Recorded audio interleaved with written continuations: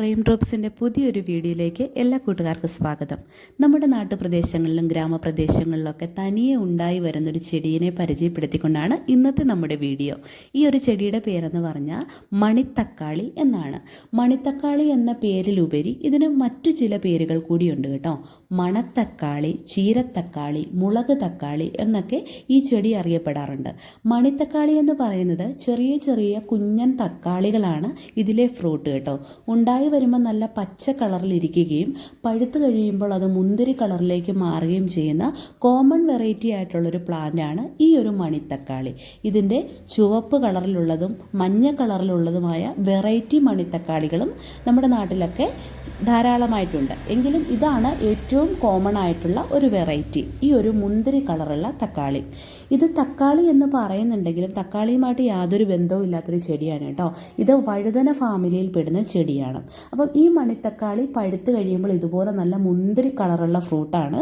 ഇതിന് ചെറിയ പുളിയും മധുരവും ചേർന്ന ടേസ്റ്റാണുള്ളത് കേട്ടോ. ഇതിൽ ധാരാളം മുളകരികൾ പോലുള്ള അരികളുണ്ട്. ഇത് തനിയെ പൊട്ടി നിലത്ത് വീണ് ഇതിൻ്റെ തൈകൾ ധാരാളമായിട്ടും ഉണ്ടാകുന്നതാണ്. ഇത് ഏകദേശം ഒരടി പൊക്കമാകുമ്പോൾ തൊട്ട് ഇതുപോലെ നിറച്ചും കായ്ക്കാനായിട്ട് തുടങ്ങും. ഈ ഒരു തക്കാളിയുടെ കമ്പ് ഒടിച്ചു കുത്തിയാലും നമുക്ക് പുതിയ തൈകൾ ഉണ്ടാക്കിയെടുക്കാനായിട്ട് സാധിക്കും.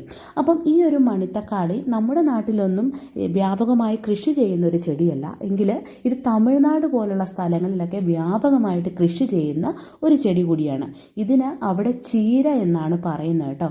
അപ്പം തക്കാളി ചീര എന്നാണ് ഇതിന് പറയുന്നത്. മണത്തക്കാളി എന്ന് അവർ പറയാറുണ്ട് കേട്ടോ. കാരണം ഇതിൻ്റെ ഇല അവർ ധാരാളമായിട്ട് തോരൻ വയ്ക്കാനായിട്ട് ഉപയോഗിക്കുന്ന ഒരു പ്ലാന്റാണ്. ഈ ഒരു പ്ലാന്റിൻ്റെ ഔഷധ ഗുണം അറിഞ്ഞുകൊണ്ട് തന്നെയായിരിക്കാം ഇതൊരു പച്ചക്കറിയായിട്ട് തമിഴ്നാട് പോലുള്ള സ്ഥലങ്ങളിലൊക്കെ ഉപയോഗിക്കുന്നത്. കാരണം നമ്മുടെ വായിലും വയറ്റിലും ഉണ്ടാകുന്ന അൾസർ എന്ന രോഗത്തിന് ഏറ്റവും ഫലപ്രദമായിട്ടുള്ളൊരു മരുന്നാണ് ഈ ഒരു മണിത്തക്കാളി. ഇത് നമുക്ക് ഇല തോരൻ വെച്ച് കഴിക്കാം, അല്ലെങ്കിൽ ഇല ഇട്ട് വെള്ളം തിളപ്പിച്ച് കുടിക്കാം, അല്ലെങ്കിൽ ഇല ചവച്ചിറക്കി അതിനെ നീര് കഴിക്കാം. ഇതൊക്കെയാണ് അൾസർ രോഗത്തിന് ഏറ്റവും പ്രതിവിധിയായിട്ടുള്ള ഔഷധമായ രീതിയിൽ ഉപയോഗിക്കുന്നത്. മാത്രമല്ല നമ്മുടെ കുഞ്ഞു കുട്ടികൾക്കൊക്കെ ഇത് കൊടുക്കുകയാണെങ്കിൽ അവരുടെ മലബന്ധം പോലുള്ള അസുഖമൊക്കെ മാറാനായിട്ട് ഇത് ആയുർവേദത്തിൽ പറയുന്നുണ്ട് കേട്ടോ. കാരണം ഇത് രാവിലെ വെറും വയറ്റിലാണ് ഈ മലബന്ധം പോലുള്ള അസുഖങ്ങൾ മാറാനായിട്ട് ഇതിൻ്റെ ഫ്രൂട്ട് കൊടുക്കേണ്ടത്. അപ്പോൾ ഇതിൻ്റെ ഫ്രൂട്ടിൻ്റെ ടേസ്റ്റ് കുഞ്ഞ് മധുരവും പുളിയൊക്കെ ഉള്ളതുകൊണ്ട് കുട്ടികൾക്കൊക്കെ ഇഷ്ടപ്പെടുന്ന ഒരു ടേസ്റ്റ് തന്നെയാണ് കേട്ടോ. ഇത് കാണാൻ നല്ല ഭംഗിയുണ്ട്. കൊല കൊലയായിട്ട് ഇതുപോലെ ധാരാളമായിട്ട് ഈ ഒരു ചെടി നിറച്ചിതുണ്ടാവും. യാതൊരു വളത്തിൻ്റെയോ കെയറിൻ്റെയോ ഒന്നും ആവശ്യമില്ലാത്തൊരു ചെടി കൂടിയാണിത് കേട്ടോ. ഈ ഒരു ചെടി തണൽ ആഗ്രഹിക്കുന്ന ഒരു ചെടി ആയതുകൊണ്ട് ധാരാളം ചെടികളും മരങ്ങളും ഒക്കെ തിങ്ങി നിറഞ്ഞ് വളരുന്ന തണലെത്തും. അതുപോലെ തന്നെ ധാരാളം വെള്ളം ആഗ്രഹിക്കുന്ന ഒരു ചെടി കൂടിയാണ്. അപ്പം വെള്ളത്തിൻ്റെ നനവ് ഉള്ള പ്രദേശങ്ങളിലും ഇത് ധാരാളമായിട്ട് ഇങ്ങനെ ഉണ്ടാകാറുണ്ട് കേട്ടോ. ഈ ഒരു ചെടിക്ക് മുളക് തക്കാളി എന്ന പേര് വരുന്നത് ഈ ഒരു ഇതിൻ്റെ ഇല നമ്മുടെ കാന്താരി ചെടിയുടെയും അല്ലെങ്കിൽ നമ്മുടെ പച്ചമുളക് ചെടിയുടെയൊക്കെ ഇല പോലെ തന്നെ സാദൃശ്യപ്പെട്ടിരിക്കുന്ന ഇലയാണ്. അതുപോലെ തന്നെ ഇതിൻ്റെ ഇല തേങ്ങയൊക്കെ ചേർത്ത് തോരൻ വയ്ക്കാനാണ് കൂടുതലായിട്ട് ഉപയോഗിക്കുന്നത്. ഇതിൻ്റെ ഇലയ്ക്ക് വളരെയധികം ഔഷധ ഗുണമുണ്ട്. അതുപോലെ തന്നെ നമ്മുടെ പാവയ്ക്ക തോരൻ്റെയൊക്കെ ഒരു ടേസ്റ്റാണ് ഇതിൻ്റെ ഇല കറി വെച്ചാൽ എന്നാണ് പറയുന്നത് കേട്ടോ. അപ്പം നല്ല ഭംഗിയുള്ള കായ്കളും ഇലകളും ഒക്കെ ഉണ്ടാകുന്ന നമ്മുടെ മണിത്തക്കാളി ഏറ്റവും ഫലപ്രദമായിട്ടുള്ള ഒരു ആയുർവേദ പ്ലാന്റാണെന്ന് പറയാൻ കാരണം നമ്മുടെ അൾസറിന് മാത്രമല്ലാതെ ഹൃദ്രോഗം പോലുള്ള രോഗത്തിന് പോലും ഇത് ഔഷധമായിട്ട് ഉപയോഗിക്കുന്നു എന്ന് പറയപ്പെടുന്നു. കൂടാതെ ഇത് സംസ്കൃത ശ്ലോകങ്ങളിലൊക്കെ ഇതിന് നമ്മുടെ പക്ഷിയായ കാക്കയുമായിട്ട് ബന്ധമുണ്ടെന്ന് പറയുന്നു. കാരണം കാക്ക തൻ്റെ കുഞ്ഞുങ്ങളെ ഏറ്റവും ഹെൽത്തി ആയിട്ട് വളർത്താനായിട്ട് ഈ ഒരു മണിത്തക്കാളിയുടെ പഴങ്ങളാണ് കാക്ക കുഞ്ഞുങ്ങൾ കുഞ്ഞായിരിക്കുമ്പോൾ നൽകുക എന്നാണ് പറയുന്നത് കേട്ടോ.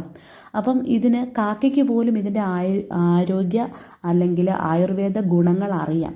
അപ്പം നല്ല കുഞ്ഞ് പഴങ്ങൾ ഉണ്ടാകുന്നത് കൊണ്ടായിരിക്കാം ഇതിന് മണിത്തക്കാളി എന്ന് പറയുന്നത്. ഇതുപോലെ അത് നിറച്ചും വിത്തുകളാണ് കേട്ടോ. ഈ ഒരു കായ പൊട്ടി വീണ് ഇതിൻ്റെ അരിയിൽ നിന്ന് നമുക്ക് ധാരാളം വിത്തുകൾ ഉണ്ടായി എടുക്കും. ഇത് മുളകരിയൊക്കെ പാകുന്ന പോലെയാണ് ഇതിൻ്റെ ആ ഒരു ചെടി നമ്മൾ നട്ട് വെക്കേണ്ടത്. ഇതിൻ്റെ കമ്പൊടിച്ച് കുത്തിയും പുതിയ പുതിയ തൈകൾ നമുക്ക് ഉണ്ടാക്കി എടുക്കാവുന്നതേ ഉള്ളൂ. ധാരാളം വെള്ളം ആവശ്യമുള്ള ഈ ചെടി രാവിലെയും വൈകുന്നേരവും നമുക്ക് നനച്ചു കൊടുത്ത് ചെടിച്ചട്ടിയിലും വളർത്തിയെടുക്കാവുന്ന ഒരു ചെടിയാണ്. നല്ല ഹെർബൽ പ്ലാന്റ് ആയിട്ടും ഫ്രൂട്ട് പ്ലാന്റ് ആയിട്ടും അല്ലെങ്കിൽ ഇലച്ചെടിയായിട്ടും ഒക്കെ വളർത്തിയെടുക്കാൻ പറ്റുന്ന ഒരു പ്ലാന്റ് കൂടിയാണ് നമ്മുടെ ഈ മണിത്തക്കാളി. അപ്പം നമ്മുടെ നാട്ടിലൊക്കെ ധാരാളമായിട്ട് ഉണ്ടായി വരുന്ന ഈ ചെടി ഇപ്പം അന്യം നിന്ന് പൊയ്ക്കൊണ്ടിരിക്കുന്ന ഒരു ചെടിയാണ് കേട്ടോ. അതുകൊണ്ട് തന്നെ ഇതുപോലെ ഒരു ചെടി നമ്മുടെ പറമ്പിലോ തൊടിയിലോ ഒക്കെ കാണുകയാണെങ്കിൽ നിങ്ങളത് സംരക്ഷിക്കാനും വീട്ടിൽ കൊണ്ട് നട്ടു വളർത്താനും ഒക്കെ ശ്രമിക്കണം കേട്ടോ. അപ്പം മണിത്തക്കാളിയെക്കുറിച്ചുള്ള വീഡിയോ ഇഷ്ടമായെങ്കിൽ എല്ലാവരും ഒന്ന് വീഡിയോ ലൈക്ക് ചെയ്യുക, ഷെയർ ചെയ്യുക, കമൻറ്റ് ചെയ്യുക, ചാനലൊന്ന് സബ്സ്ക്രൈബ് ചെയ്ത് സപ്പോർട്ട് ചെയ്യുക. താങ്ക്